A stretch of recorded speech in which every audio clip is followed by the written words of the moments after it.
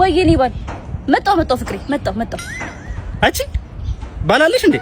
አዎ ምን ነው ገንገበት ታዲያ ሁሉ ስለ ማሽን የሰራ ነው ምንድነው? እዚህ ጊዜን ትገልብኛለች እንዴ? እሬ ራስ አቅሚ በእናትሽ ታስጠላ